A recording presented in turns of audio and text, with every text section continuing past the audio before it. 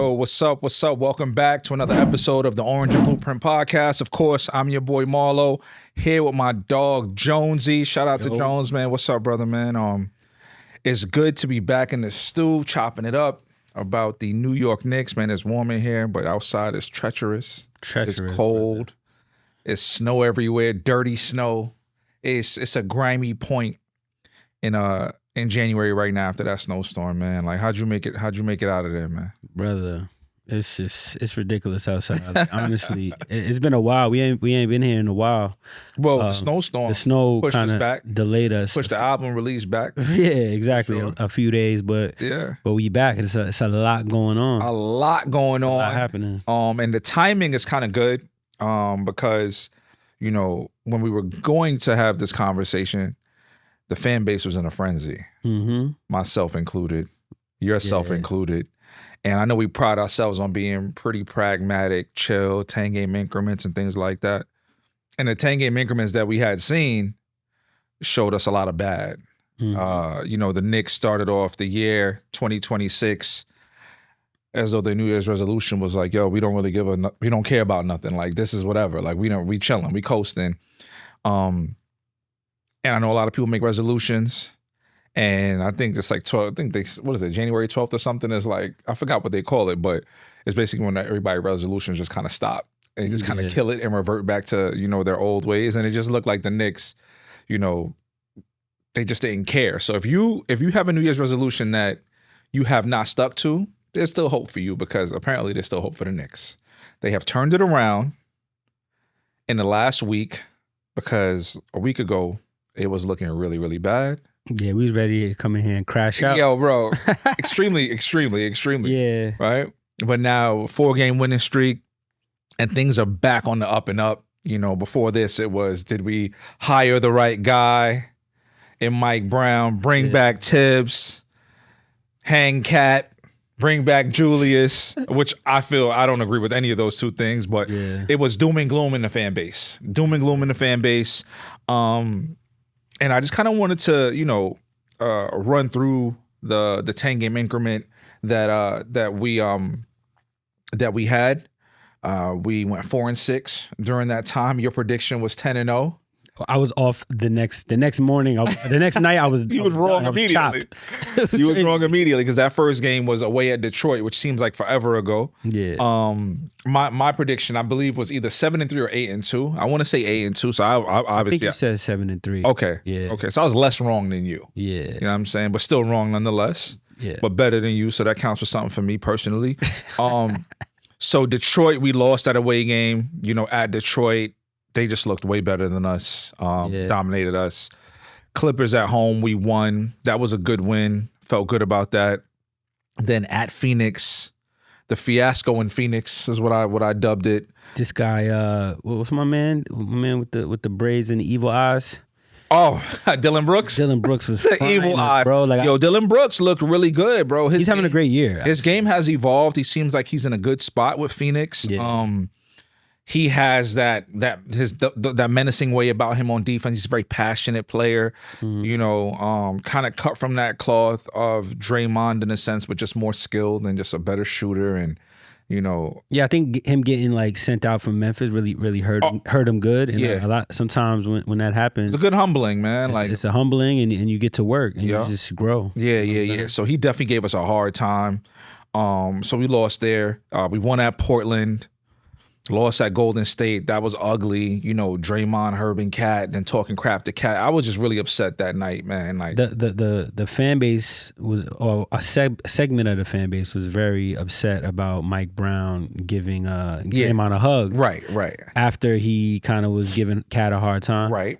But Cat then also, gave Draymond also gave Cat's father a hug after that. Right. So it was like, I don't know. I guess this is, it's just sports. NBA is a really tight-knit community. A lot of these guys, they know each other personally for a long, long time through like AAU, college, high school, a lot of, interconnection there. So yeah, you can't take that stuff too personal. Right. So we lose at Golden State, then we turn around and we then we lose again to Phoenix, right? In the Garden. Knick alumni night. which we happened to partake of the first half of that alumni night at Basketball City Pier 39, where we went and we did some meet and greet. We got to meet the legend. Walt Clyde Frazier. Man, that was definitely one of the things that I had as a Knick fan kind of like on my to-do list for some time. So it was dope to go and meet Clyde and take a photo and spoke to Clyde. Starberry. Yeah, spoke to Clyde. Clyde was like, yeah, we're going to get it done this year. I'm like, Clyde, we're going to get it done. He's like, I think we're going to get it done this year. So from Clyde's mouth to God's ears, man, like, let's make that happen. But a lot of other, Knick alumni and Knick legends, Stephon Marbury, Steve Novak, Allen Houston, Larry Johnson, Zebo. It was dope to see Zebo in there. Facts. They had like this, this Wii ball. I think that's what it was called, Wii ball, kind of like a shooting contest, which is pretty cool. So we stuck around and watched it a little bit. It was funny enough. It snowed that day. We didn't know it was going to snow. It was snowing. Yeah. Funny thing, the night before, I had went out to Last Lap. It was actually a quiet night. No flex. Nah, it's a bar. I went out to Last Lap the night before, and it was like a slow night. It was like empty. Yeah. Baron Davis comes in. I'm not realizing like tomorrow's alumni night, right? Because he also was there. I saw when we left, he had showed up there. But when he came in, I was a little lit. You know what I'm saying? I had my reposado neat. He was a little schmiz. A little sliz. And I was like, yo, Boom Dizzle. I tried to use the name. Wow. I tried to use the name that only Knick fans would know, or like Baron Davis. I was like, yo. And I forgot he was like, a Compton gangbanger. You know what I'm saying? He looked at me like, do I know you? He was like, hey, what up? Oh, he gave you the up and down? Yeah, he gave me like like he was like on alert. Like he wasn't sure if it was a threat or like a fan. Baron Davis, I'm a fan, bro. That's funny. It's cool. Anyways. That is really hilarious, man. Yeah. So yeah, man. So that was cool to see, those guys and to, kind of just experience the vibe. A ton of Knick fans came out. It was dope. It was definitely dope. Shout out to Jackie, man. So ran into Jackie out there. Shout out to Jackie. Yeah, she's a big Knick fan from my job. So we ran into her and her friend there. That was pretty cool. So we end up losing that night, Knick alumni night. Shorthanded, Brunson didn't play. We didn't lose by much, but we lost to Phoenix again. So that was annoying. That took us to what game? That was game 8 of the 10-game increment. Then we turned things around. No, excuse me. That was game 7. Then game 8 was Dallas. Whew. That was bad. Awful. That was really, really bad, man. Like we got dominated on Martin Luther King Day.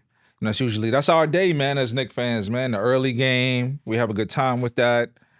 We got killed. By the young boys. Bro, listen, Cooper Flag came in there like, yo, this ain't nothing to me, bro. Like Christie, bro. Oh.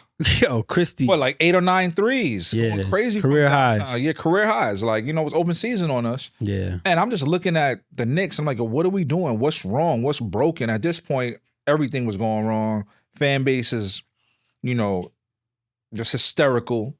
Everybody going crazy. So, we had a get right game after that, man. The New Jersey Nets came to the Garden. You know what I'm saying? Woo. And we have a historic win. Held them to 66 points. We dropped 120. 120. And I think that's the largest margin of victory in Knick history. 120 to 66. Amazing, right?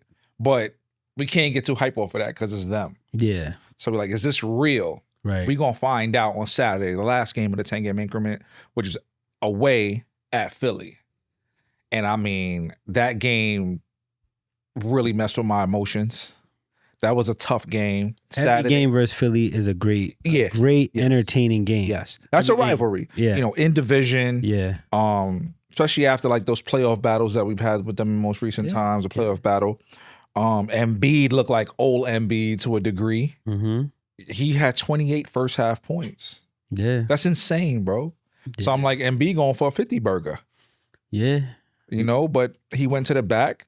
Halftime looked like he had a couple of burgers because he came back out second half and it was a silent night for him after that. It was either that or Mitchell Robinson, got some electrolytes. Yeah. You know what I'm saying? He got because Mitch turned up. Yeah. That second half, Mitch really displayed like similar to what we saw in the playoffs when they matched up. He kind of shut Embiid down. Like he stopped falling for those pump fakes and all of that extra stuff, putting him on the line and made him really work, blocking him, stripping him. Yeah. making him take threes, and he started missing. So shout out to Mitch. He's playing amazing right now. Yeah, man. So we had a nice lead.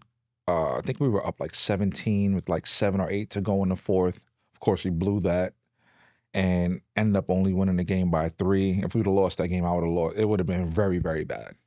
Very, very bad. So that was the final game of that 10-game increment of us going 4-6. What were you? And we do the 10-game increment because that gives us a good view, of where the team is, where they're headed, potentially, and just kind of like it tells a good story. It tells a fuller story than 1 or 2 games and kind of going crazy. So, or a more full story. So, what did you take away from that 4-6 10-game increment? Man, a lot. The first thing that comes to mind is like you said earlier, something is happening in the locker room because it's not just we lost. Like it's just the fashion in which they're losing. They were losing. It was like, I saw guys not getting back on defense. Guys look confused. Guys not giving great effort. We just look like we didn't care. We looked like we didn't have goals to win a championship. Like we didn't look like a team at that time that really had championship aspirations as we did earlier in the season. And we had fallen, I think, if I'm not mistaken, all the way down to like 7th place or something, like, or we were like a game out of 7th place. It was getting crazy at that time. So I just feel like, which we come to find out, we got clarity from a player that I'm sure we'll talk about later. Absolutely going to talk about it. There was things happening where guys just weren't engaged. I don't know if it had to do with, some personal stuff behind the scenes, trade rumors, or was it just, fatigue? Was it, ramping up for that play-in tournament and then having to, ramp it back down to try to play it back to back and last a full season? Yeah, I don't know what it was, but they weren't engaged. Right. And towards the end of that 10-game increment, the media pressure and the talk, it seemed to light a fire under them, and they started playing defense as the offense still, might have been struggling a bit.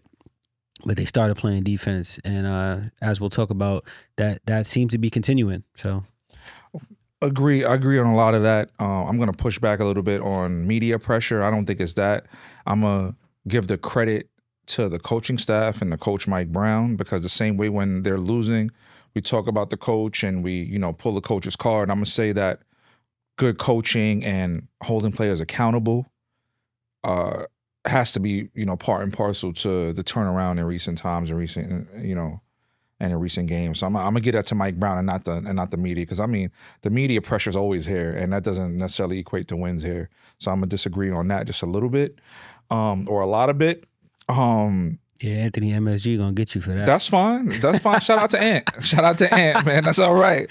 That's all right with me.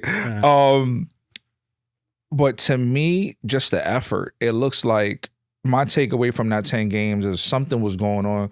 Something wasn't right. Where there's a mouse, there's mice, man. Like, it was just, you could tell that guys wasn't loving each other and playing for each other. Like, there was a disconnect. Yeah. You could see that. And the effort, I think that was really what was killing me. We were a step slow and just being lazy. Teams are beating us to 50-50 balls. The rebound, like the things that we pride ourselves on with this team, like, Brunson taking charges, Josh Hart, not boxing out, but getting all the rebounds anyway. He's like a wild man out there. You know what I'm saying? Like, Cat getting crazy rebounds and boards because he's just bigger and has longer arms than everybody else. We got Wingstop, and they wasn't stopping a damn thing, bro. And it's just like, yo, hold on. Y'all supposed to be nice at defense. I'm looking at OG kind of looking like a turnstile. Bridges the same way.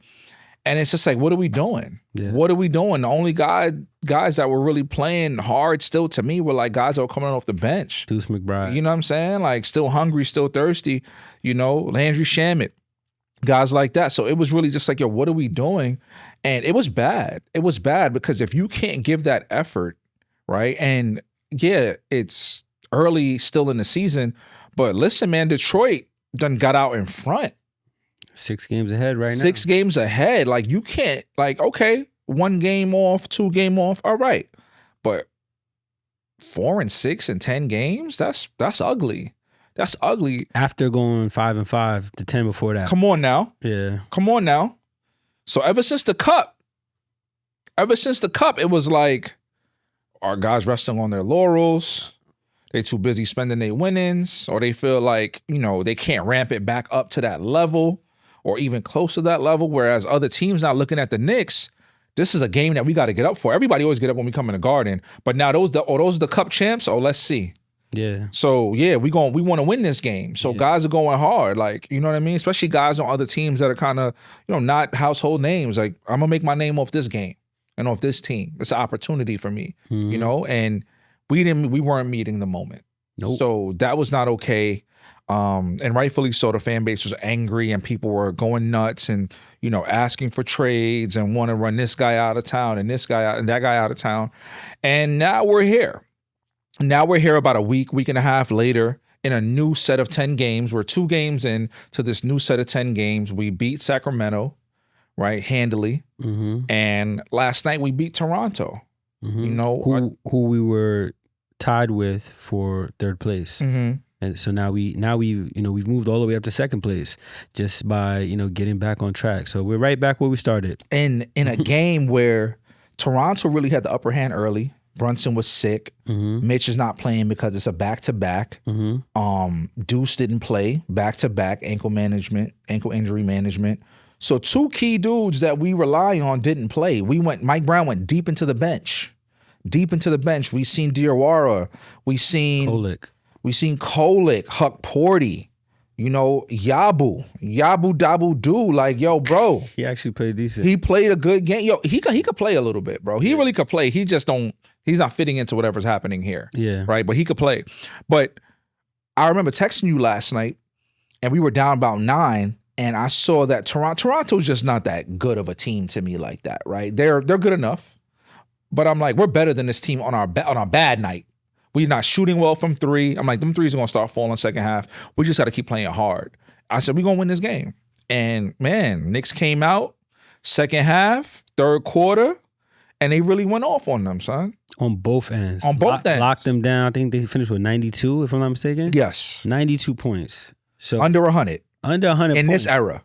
Come on now. That's big. Like, I think it was the last 4 games we holding teams to 88.5 points. That's amazing, bro. Obviously, that's skewed a bit because the Nets game. Yeah. But like, I think 3 out of the 4 games, it was under 100. The only one that was over was Philly. And it was 109. And real talk, it shouldn't have been. We let go of the rope towards the end of that game because they weren't doing anything either until the last couple of minutes. We started playing stupid. Yeah.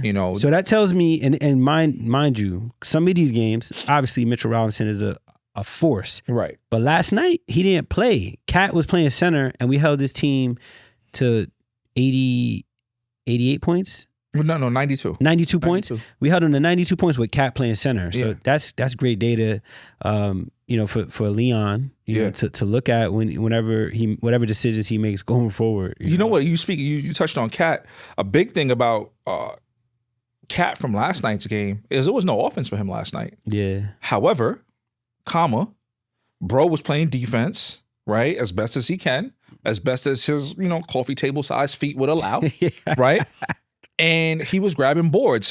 Defensive rebounds are a part of defense. People don't talk about this, but that's the final step of defense. You need that. And he had 22 rebounds? 22 boards. And he had like 15, 16 in the first half. I'm going to tell you what's big about that stat line. I don't remember Carl getting all them offensive fouls and all that foolishness last night. I don't remember that. Yeah. I don't remember him forcing his offense last night. I don't remember that. He got to find his offense without the hook on the drives to the basket, without playing to get fouls. Like, that's a work in progress, but them offensive fouls are momentum killers. And in games that we have lost and not played well, he has had a lot of really bad plays, and I didn't really see that from him last night. His offense didn't get going. He really didn't have much on offense, but he wasn't in the way, if you will. Yeah, he was playing within the flow of the offense. Yep. When the ball touched his hand, he was looking to make good passes. Mm-hmm. I saw that pass with him going out of bounds. We clipping this for that Karl Anthony Towns out of bounds rebound. Was that to behind McCall? Yeah, yeah. Hey, with the Heat, the bro. Magic. Come on, son. That was amazing, bro. That was a big ass play. That was some Magic Johnson shit. Yeah. But I wasn't even referencing that, but that was an amazing pass. But I'm talking about even just the basic like swing. Yep. He got it at the top of the key. He's looking for cutters, or he's making the extra pass. Or the best thing I saw last night, even though he wasn't hitting, when he got it, when he was open, he fired it. Yes. 3. He's not pump faking, trying to drive. Yes. He was doing it. He was playing the game the right way. And I feel like the more he does that, the more he'll get comfortable playing within the offense and the more success he'll have. Agreed. Hey, man, Carl, man, I want you to see. I feel like you see this because you'll be in the comments all over social media. So you might see this. Go and look at Patrick Ewing film. Go look at Al Horford film. Stop this. Patrick Ewing film when the knee braces became a thing. All right. I'm not talking about athletic Pat, early Pat. I'm talking about 94 on Pat. That baseline, jab step, long range 2, mid-range game, stop and pops. Carl, you're not blowing by nobody except for maybe Embiid. You're not blowing by nobody on offense no more. That's why you keep getting these fouls, trying to hook, flopping and flailing like a duck getting shot in duck hunt, right? Like, stop it, bro. You got skills, man. Put that to work, please, man. Let's go, man. You got this. I believe in you, Carl. Please, man. But with that said, right, let's continue on about this, the current 10-game increment. We're 2-0.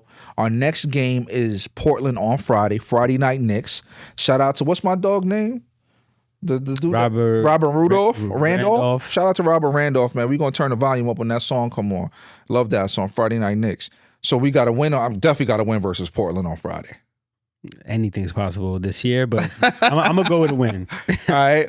Then we got Sunday, prime time. This is now the NBA taking back over the prime time Sunday spot with football, sunsetting. Mm-hmm. So prime time Sunday versus the Lakers, right? At home, February 1st, rent day, right? Rent is due. What you saying? Are we winning that game versus the Lakers? 4-0. All right. Then at Washington on Tuesday. That's 5. That's 5. Versus Denver next Wednesday. They saying Jokic might be back for that game. That might be his game that he returns. And of course he's going to do because it's at the Garden. We got it. You know what I'm saying? Oh, yeah, that's a win. Okay. I like Cat versus Jokic, actually. Okay. At Detroit on Friday. That's another loss. All right. I don't believe yet. Okay, fair enough. That's going to be a good litmus test for us. It's going to be a great test, especially if we get a little run going right before that. Mm-hmm. But that's Friday, February 6th. Mm-hmm. That's the same day that the Fall Off drops. The Fall Off drops. Right. Super Bowl weekend. Right. Shout out to Cole. But the day before that is February 5th. Well, right before February 5th, day before the Fall Off drops. 3 p.m. Will anybody fall off the roster at that point? We're going to come back to that. Yeah. Because that's the trade deadline. We're going to come back to that. Right. Right? So we got Pistons, you say loss. At Boston on Sunday. Coming off that Pistons loss per you. What you saying? Coming off a loss, I'm gonna say a win. Okay. Then we have Indiana. That's a win. Okay. And then lastly in the 10-game increment, back at Philly. They got us twice. We got them once. That's in Philly? Yep. Don't mean nothing. Because we loud in Philly. Yeah, Philly's New York, essentially, in sports. Or at least in basketball. I'll say, dang. I feel like we got them, but that's a lot of wins. I'm gonna go a loss. Okay, so you going 8-2. Yeah. You going 8-2. All right. I'm gonna tell you, I think I'm gonna go 8-2 as well, but my loss is gonna be different. I think we lose that Denver game. You got that as a win. Mm-hmm. You shouted out Cat. I don't think Cat's going to be okay on February 4th, pending the trade deadline the next day. Point. He's going to be shooketh. So I'm going loss there, and I'm going win at Philly, but I'm going 8-2 as well. I don't think we can't beat Detroit right now. I don't think. Nah, we're not there yet. We need max level effort to beat Detroit and continuity, right? And at Detroit, yeah, I don't see it right now, but I hope I'm wrong. I hope I'm wrong. I hope what we've been seeing in these last 4 games continues to ascend and we can keep that vibe going. But I think our team is at a crossroads because we have played so poorly, over the last 20 games, mid. We've been mid over the last 20 games, that there may be some changes on the horizon. And that really pisses me off because we played with our food and now we're here. Now we're at post about Giannis coming from Shams, coming from sources, right? If the Knicks were playing lights out basketball the way they're capable of, if we kept the same vibe from the beginning of the season, these probably maybe these wouldn't even be conversations like that. The conversation wouldn't be so loud. Facts. But it's deafening right now. So we're going to go to the Shams tweet, right? 2-time MVP Giannis Antetokounmpo is ready for a new home at the February 5th trade deadline. All right. So several rival teams are making aggressive offers to the Milwaukee Bucks, and the franchise is starting to listen to trades. Okay. Mm-hmm. It's also said that, per Ian Begley, winning a title in New York appeals to Antetokounmpo, per Begley, and would be one of the reasons why he sees them as a destination. So the teams in the mix are the Knicks. We know there was noise about that in the offseason as well. There was a framework being worked out for a trade. So Leon is interested in Giannis. The Heat are also in the mix. And who else? Golden State? Toronto. Toronto. Okay. And Wendy said Golden State. Golden State.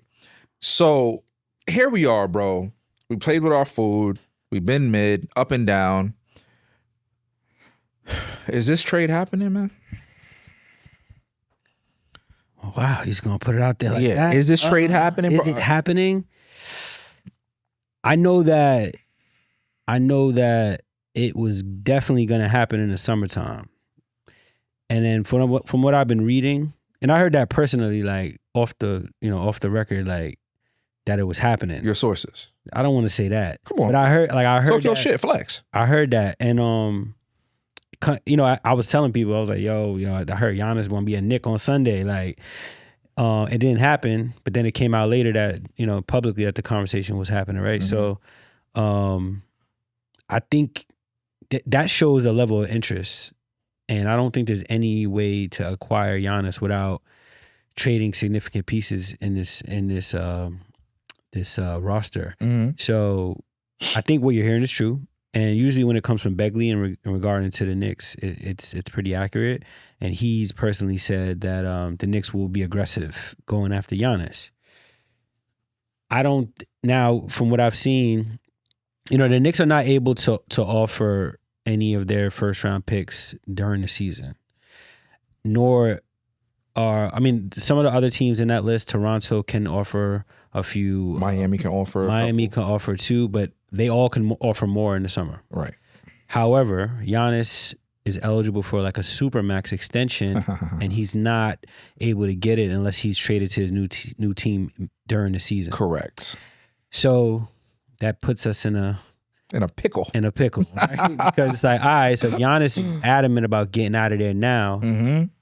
He don't want to wait till the summer because he's going to lose a lot of money. Sounds familiar. I remember a guy that played for the Knicks. Melo.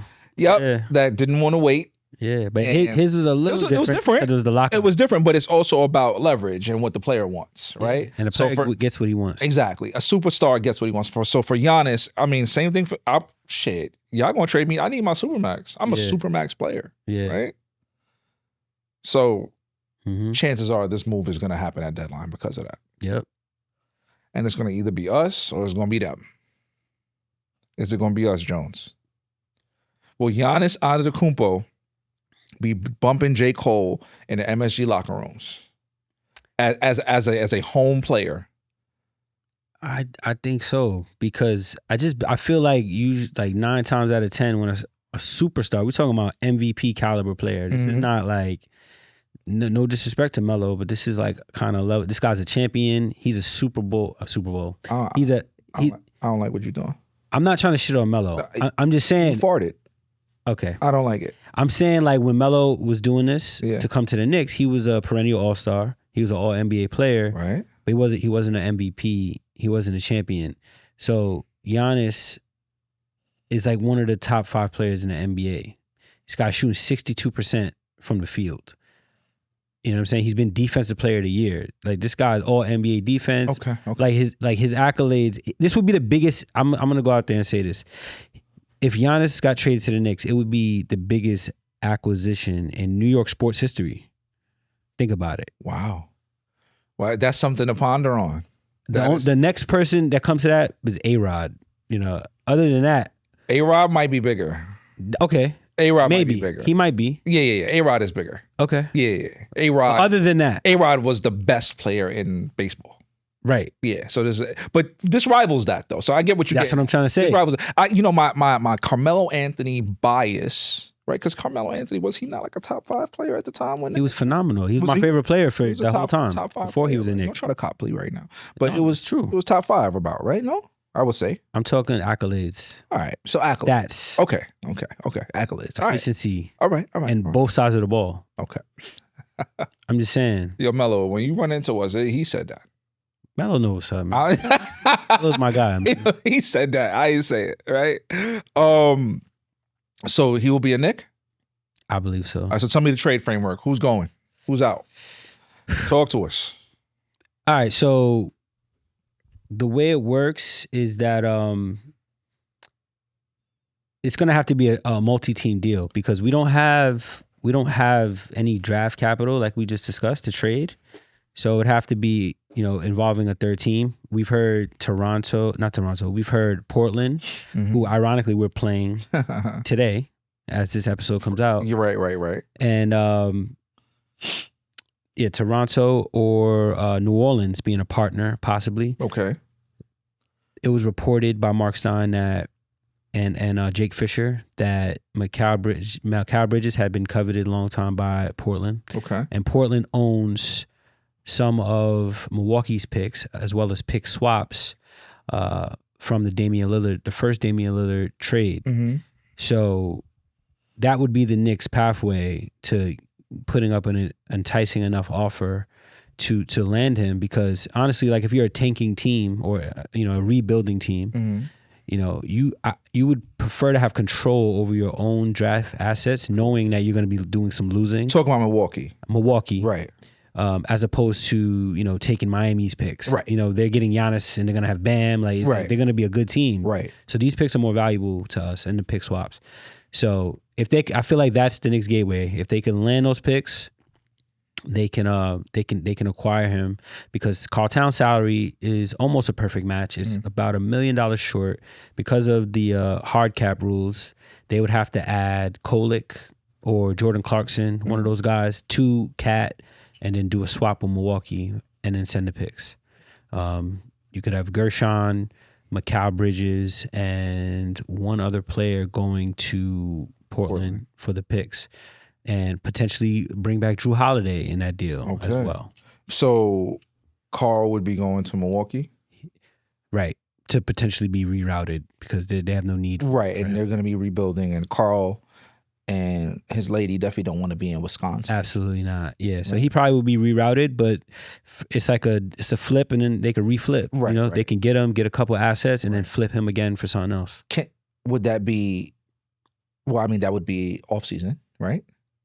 It could be, or it could be a 14 trade, but those get really complicated. Yeah. He's not trying to be in a log cabin in Wisconsin. He's not trying to do that. Yeah. Right? So that's interesting. And for me, the interesting part about this trade is your boy. Kale. When I really think it should be, because that's how he play. Okay. Right? He has, and I've been on his neck, right? And we have fought about this. Right? We're not gonna fight on camera. Nah. But we have fought about this. A lot of expletives have been shared between us. Facts. Right? About Mikal Bridges and his up and down effort, him just playing super duper soft. And this is now leading to him being in trade talks. At the end of the playoffs last year, Mikal Bridges was probably untouchable, right? After those Boston games, the steals, the blocks, stepping up, shutting them down. But he has been, I'm going to be honest, he's been dog shit for a lot of this season. Started off the season well, and then I don't know what the hell happened to him.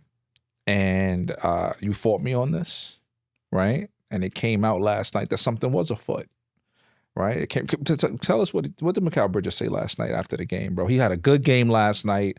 He shot well, and I'm not talking about shots. I'm not talking about shot making. Shot making is going to ebb and it's going to flow. I'm talking about effort. Your effort. You're supposed to be a defensive stopper, and you ain't been looking like that. And I told Jones that I don't know what's going on. Jones told me that, yo, this is how he does. He coasts into the playoffs. Well, we don't have that luxury because Detroit is 6 games up and the East is packed and competitive. So we need you to not coast. We need you to not look like a cross-country runner cosplaying as an NBA player. We don't need that, Mikal Bridges. So we don't need that. So tell me what happened, bro. What he said after the game last night. He had a great game last night. What did he say after the game? Yeah, after the 35-point performance, Clyde asked him, yeah, like, man, the last couple games, like, you were struggling shooting. Like, man, what happened? Like, what happened tonight? And quote unquote, these are Mikal Bridges' words, not mine. He said, not just shooting the ball. I think I just was playing how I just wasn't playing how I was supposed to be playing. I think I wasn't coachable enough. Whew. I don't know what it was. Maybe I felt too much entitlement. He said, but just kind of had to talk to myself a little bit about it and just be coachable. Be the best teammate I can be, and then let the basketball speak for itself. So, people are applauding Mikal for his accountability, his candor, being so transparent. I'm going to applaud him for that too. That's real. You got to be a real man to do that. But what took you so long, my brother?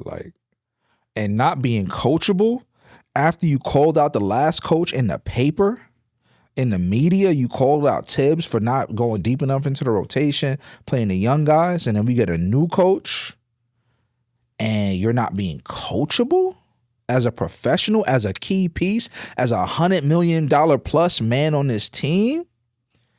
And now, because of that, your bags might be being packed and you headed to JFK or LaGuardia, maybe Teterboro if they feeling fancy for you. How you feel about? Because that's your guy.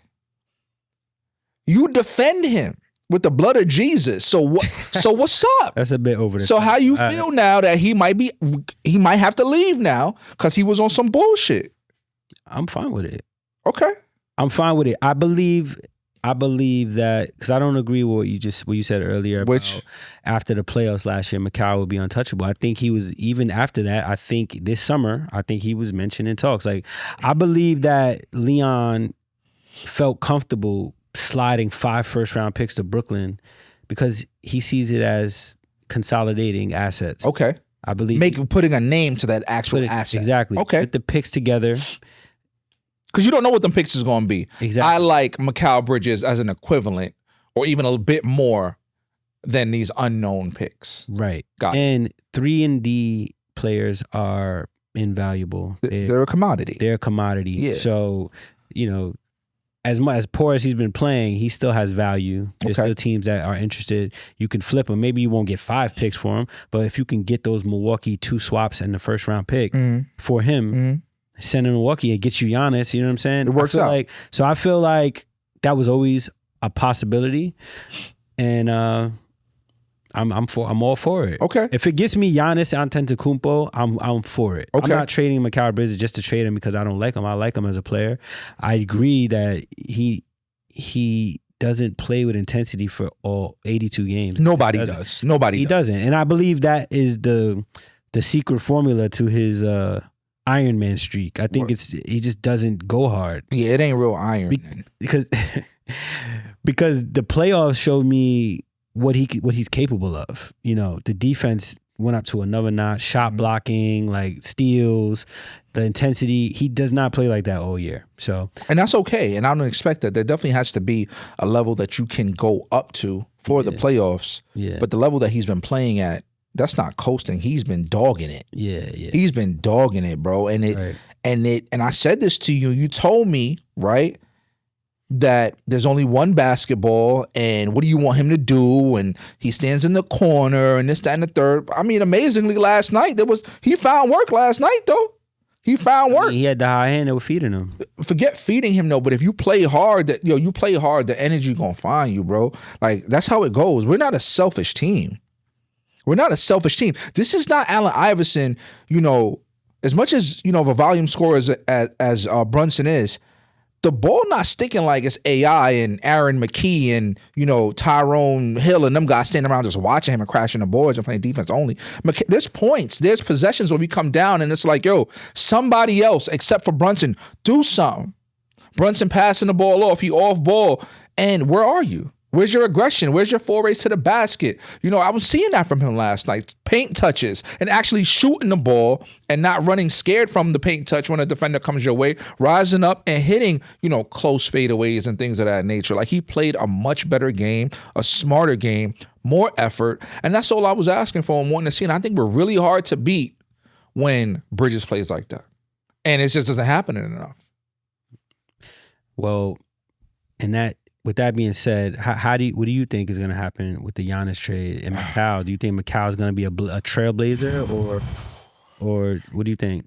Yeah, I think he is. And I'm conflicted about that because will the real Macau Bridges please stand up? So I'm conflicted about that, bro, because you're going to go to Portland now and give max effort and then we're going to get Giannis with his calves over here? Giannis' calf been hurt. Be careful now, bro. I don't know what's right and what's wrong here. Giannis is a name, but Giannis is, he's not on the front nine of his career anymore. He might not be quite on his back nine, but he's walking towards that hole. He in the golf cart driving towards back nine. Giannis still in his prime. He got a good 3 years of his prime left. And we spoke about this though. Giannis's prime. Giannis gonna fall off a cliff because he can't shoot. He can't shoot. I just have to say, Giannis is shooting, I believe he's shooting like 40% from three or something like that. It's like some weird number. What's the attempt? He's only taking two threes a game. All right. Yeah, come on, dog. But I'm just saying that's a good sign. That's a good sign. All right, you know all right. If Giannis got to get into the Bron bag where you find a shot, because as you age, look at Bron. Yeah. Look at Bron. He's struggling. Right? And Giannis, I don't expect Giannis to have the injury blessings and luck that Bron. I don't expect anybody to have that. So it's going to be, you said 3 years. I feel like after 3 years, it could be where Giannis goes, yeah, like that, off a cliff, bro. 39.5%. Wow. I was 40, round up. Right, you want to round up for your narrative.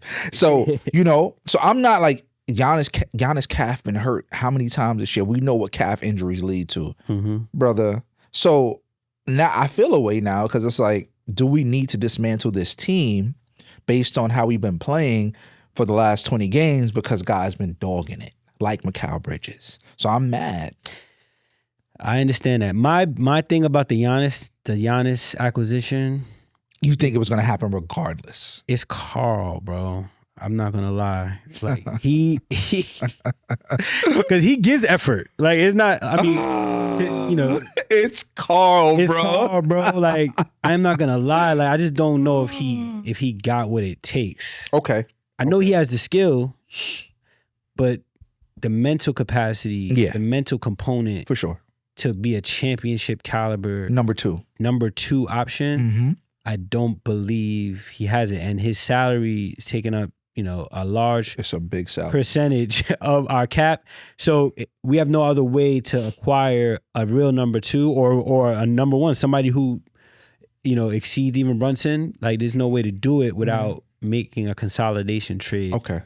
And I feel like with Giannis, even if we trade Bridges and Cat, you're talking about rolling out lineups of Brunson, Deuce, OG. Josh Hart, OG, Giannis. You could even go defensive unit, Deuce, Josh Hart, OG,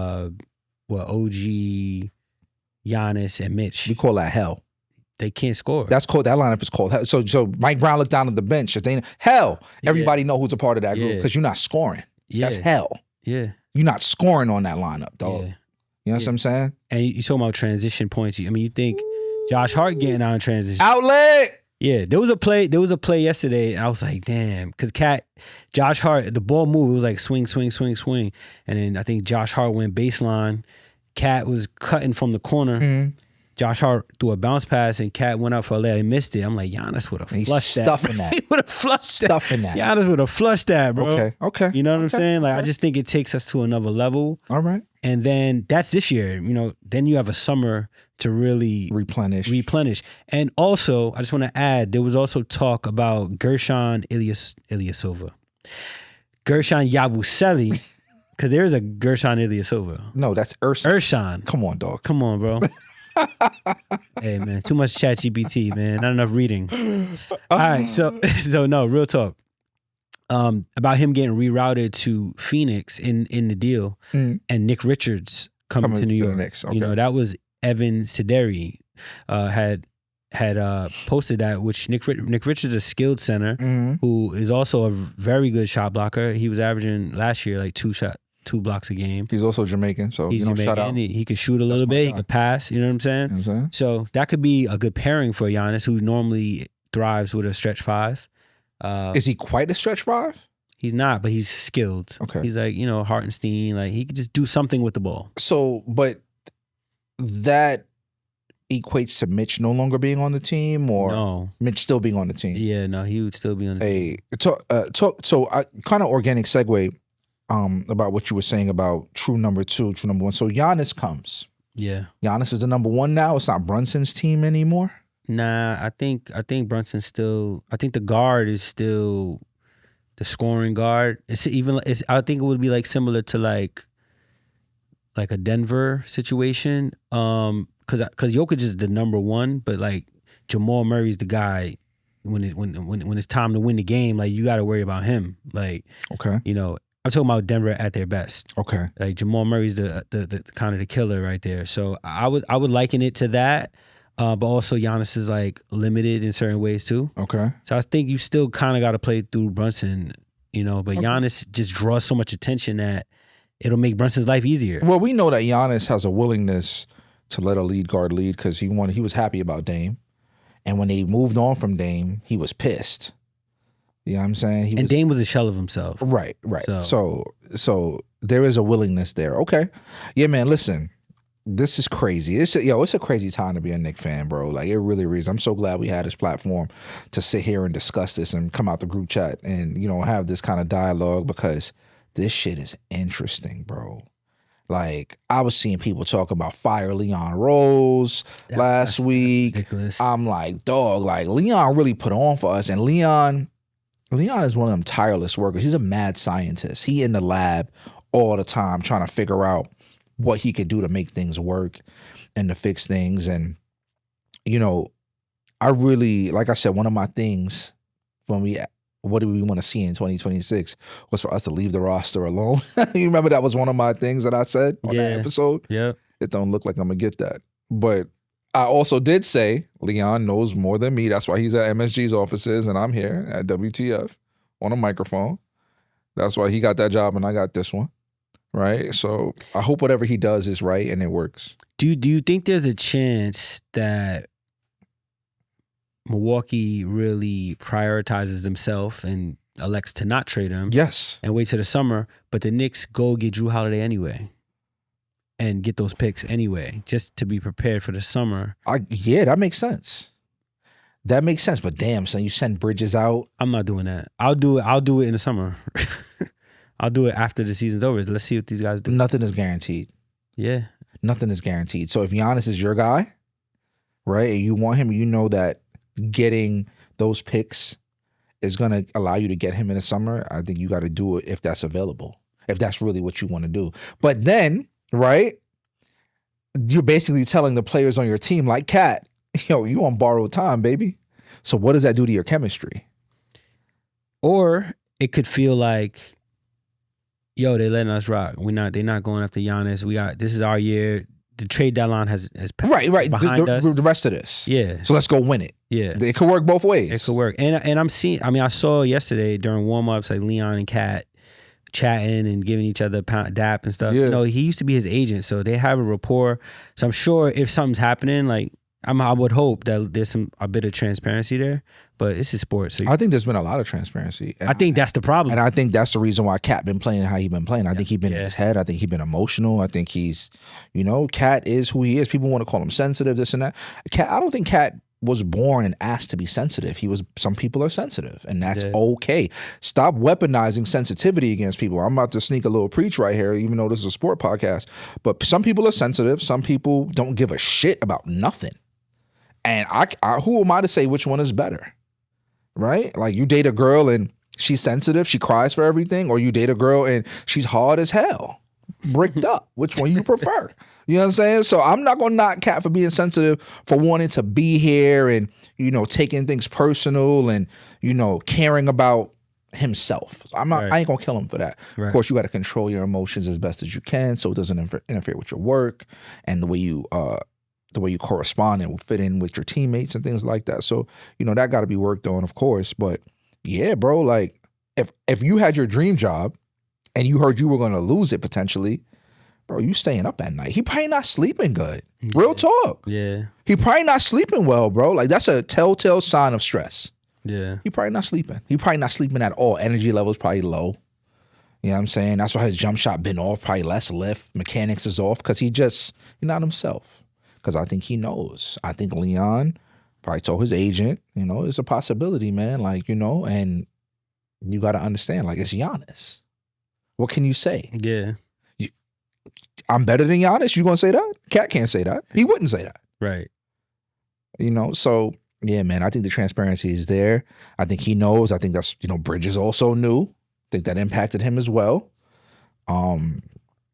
And yeah, I think on that Knick team, bro, on that team, if you hear your name in trade talks and then you look over, you see Josh E and Mike and Nikes.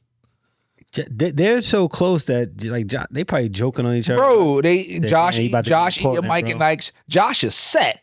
And you're like, look at this. These motherfuckers got a podcast. He's not going nowhere. He's safe. And you like, I'm better than him.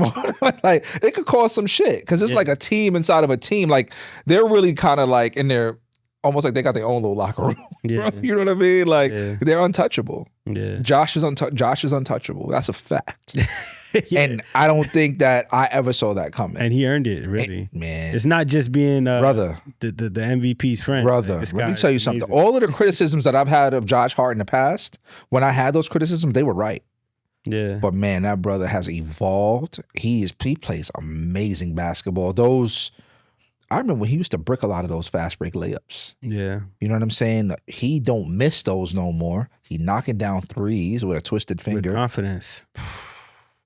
You realize he's not hesitating like how he used to. He's letting it fire. Hey, listen, shout out Josh, man. Josh, you cooking, bro, with fish grease, man. For real. You definitely cooking, man. So I love to see it. But this trade deadline is what? In a week? Is it a week from today? Yeah, 3 p.m. Thursday. Wow. I'm nervous. Y'all should be nervous too. I think y'all should really be nervous as a fan base. I'm definitely nervous. Jones said it. The Giannis trade is going down. He said he wants it to happen. He wants Cat the hell out of here. And he's cool with letting Mikal go. You heard it here first. That's what Jones said. I'm 50-50. I just want whatever's best to happen. I want, let the Lord put his hands on the decision making. As I always say every episode, I trust Leon Rose. Okay. So whatever Leon decides to do, I think would be in the best interest of the team. Fair enough. That's more than fair. So we have that. Let's transition a little bit to mailbag. We had an engagement on social media with our supporters. Shout out to everyone that left a comment and supported. It was quite a bit of you guys and gals. And this was before, I think, like the Brooklyn game. Right. This was after we got BTA'd belt to ass by the Mavericks on Martin Luther King Day. Right. So I'm gonna read some of these. Shout out to Sheila Butler. Give it up for Sheila. Sheila said Monday. I think this comment was about on a Tuesday. She said, Monday, Deuce told the media that the other guys were coming out more hungry than us. And the team got comfortable after the NBA Cup. And she put the shake in my head, hand to palm to face palm. And she said, whether that's the case or not, it's now going to be the narrative. So that's a thing, though. The NBA Cup, like malaise and slump, the champions of the NBA Cup over the last few years have all slumped after winning the cup. Yeah. So after, usually for a championship, you play for a championship. After you win it, you go home. Go home, drink champagne, and you chill, travel. and that's it. You have a parade and it's over. This one, you win a championship, you have some fun. They in Vegas, you go turn up. They was out drinking, carrying on, having a good time. And then you go back to work. A back-to-back. A back-to-back. 2 and 3 nights. I think it might have been more than that. Yeah, it was. They definitely did play back-to-back. They played a back-to-back, but then they had like one night off and then a game after. Okay. 3 and 4 nights. Yeah. So like, bro, I don't know. There's a thing with that where there's a fall off, right? Emotionally, you know, and you kind of lose your way. So I do think that's a thing, and you gotta find it back. So kudos to the coaching staff for getting these guys recentered over the last few, and let's keep it going, man. But shout out to Sheila for her comment. The next guy we got Cool Guy Sir. Shout out to Cool Guy Sir. That's my guy Geyser, man. Shout out to Geyser. Cool guys. Cool. Oh, it's Geyser. Yeah. He just flipped it. I see what you cool did. Cool Geyser. All right, Cool Guy Sir. Maybe you can run with that. I'm gonna need a little bit of. I'm gonna need some royalties off that, though, a little piece, 10% off the top. He said players got to buy into Brown's system. Asking for change and then not welcoming change is backwards. The scouting report is to punk Cat. Cat has to stop being soft. I love this comment. I feel like the first half of his comment is a direct shot at Mikal Bridges, so I'm happy about that. I love that. Bullying works. Let's keep him accountable. And I did say, Cat, the sensitivity, right? He can't play soft. And I think that Cat needs to play more to his advantages. Like I said earlier, you're not blown by nobody, Cat. And you're not backing down anybody either. And that's okay, though. Yeah. But know yourself. Yeah. Know yourself, That's why bro. I said Al Horford, bro. I feel like he could really channel Al, like older Al, like early Boston Al. Okay. He could play that way. Like, focus on catch and shoot threes, bro. Like, and passing. I agree with you to an extent. And the reason why I said Pat Ewing is because Pat would put the ball on the floor, right? Yeah. And then pop. Yeah. You know, he would fan out to the wing inside the 3-point line. Cat could do it behind the 3-point line. He could do it inside the 3-point line. And he would shoot. You're a shooter, bro. Shoot. Yeah. What's with all this trying to like get to the cup shit? Yeah. And hooking guys and doing first of all, it's mad energy. Yeah. You end up on the floor all the time. You can get hurt. That's why his back is all jacked up. Mm-hmm. Yeah, man. So shout out to my dog, Cool Guy Sir. Prentice. This is Prentice, right? PS5? Yeah, Prentice. What up, my Shout boy? out to Prentice, man. He said he's not a Knicks fan, which is unfortunate. Who's he a fan of? The Cowboys. He's a Bron fan, huh? I don't know who he's a fan of as far as he's a player fan. Team. He might be a player fan. Cowboys? Definitely a Cowboys. That's nasty, bro. That's nasty. We gotta block him, bro. Nah, that's my guy, man. No, I'm playing. He's actually a basketball skills trainer, and he played college ball. He shared a backcourt with CJ McCollum in college. Shout out, man. Shout out, man. Shout out to Prentice, bro. So he still hoop? I'm not sure, but he definitely trains the young boys. All right. Shout out to Prentice, man. He said not a Knicks fan, but they still need another scorer creator off the bench. Yeah. I think they have one, but they're like in development. You know, like a Tyler Kolek last night. He played great. Mm-hmm. Like he really was orchestrating while Brunson was resting on the bench before he turned his ankle. So I think that I think we have some, but yeah, I agree with that. We need a consistent scorer off the bench. Clarkson had been there earlier in the season, but he seems to have fell out the rotation. I don't know what's going on with that. I don't like it though. Yeah. I think Mike Brown's just tightening his rotation, ironically. Or Clarkson heard something as well. Could be. Some transparency for him too. Like, yo, your ass is probably on the way out. Yeah. Which makes sense. We already talked about this. He's an expiring contract. And we can't retain him. Probably. Can't resign him, can't afford him. Then shout out to Flutes NYC. He said in quotes, the others are not doing their job on a consistent basis. OG, Mikal, Clarkson, just to name a few, should easily do their thing on a nightly basis on both ends of the floor with the talent that they have. Full agreement. That effort that we talked about just has not been there consistently from the others, but seems to now be back. And with that changes things for us. And it equates to wins. The others definitely got to step up. Right. You know what I mean? Agreed. And last but not least, this one is funny because this is kind of probably how most of the fan base feels right now. That's not narrative driven or not agenda driven for themselves. Shout out to Mick. Mick said, I had a lot to say a few days ago, but ever since that historic blowout versus the Nets, I was able to calm myself down. I'll return back after our next loss. So that's kind of where it's at right now with the Knicks. We chilling right now, bro. Like, things are okay. We're okay right now. Yep. And we should win on Friday versus Portland, and today, yeah. Today when this drops, right? We should win, and then we should beat the Lakers, I feel like, at home on Sunday, prime time. Let's please win, because the prime time narratives are so annoying, bro. I hate these national broadcasters that are not really in the weeds. I don't like hearing what they I've been watching on silent. I can't. I really can't deal with it. So, he's right.